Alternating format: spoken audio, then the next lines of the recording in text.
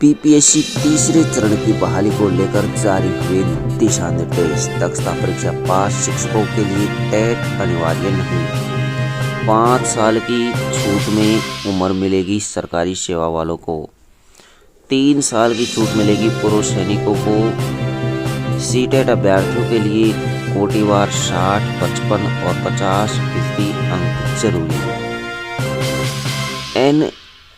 NIOS की 18 महीने की डीएलएड डिग्री इस बार नहीं होगी मान्य।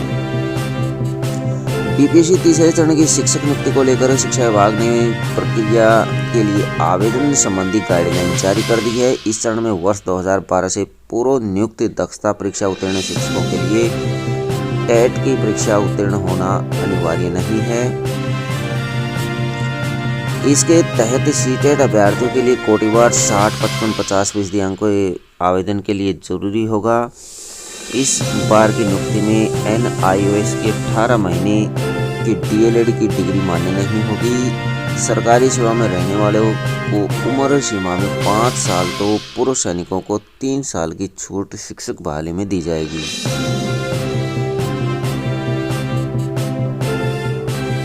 बहाली के लिए शैक्षणिक और प्रशैक्षणिक योग्यता में अनुसूचित जाति, जनजाति, अत्यंत पिछड़ा वर्ग और दिव्यांग अभ्यर्थियों को न्यूनतम निर्धारित अंक में 5% की छूट दी जाएगी। हाई स्कूल में कक्षा 9 से 10 तक के और अनुसूचित जाति और अनुसूचित जनजाति कल्याण विभाग में कक्षा 6 से 10 तक के विद्यालय अध्यापक के पद पर नियुक्ति के लिए विषय समूह अलग अलग दिए गए हैं।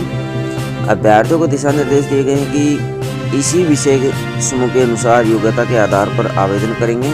इसके तहत गणित में स्नातक स्तर पर गणित के साथ भौतिकी, इलेक्ट्रॉनिक्स, कंप्यूटर साइंस, रसायन विज्ञान, सांख्यिकी विषय में से कोई 2 विषय स्नातक स्तर पर पठित होने चाहिए, या इंजीनियरिंग से स्नातक जिसमें गणित की विशेषज्ञता हो। स्नातक स्तर पर कंप्यूटर साइंस में BCA की योग्यता को सम्मिलित माना जाएगा। इसी तरह विज्ञान में स्नातक स्तर पर जंतु विज्ञान, वनस्पति विज्ञान, रसायन शास्त्र विषय में पठित हो। इंजीनियरिंग से स्नातक जिसमें विज्ञान विषय की विशेषज्ञता हो उन्हें भी मान्य किया जाएगा।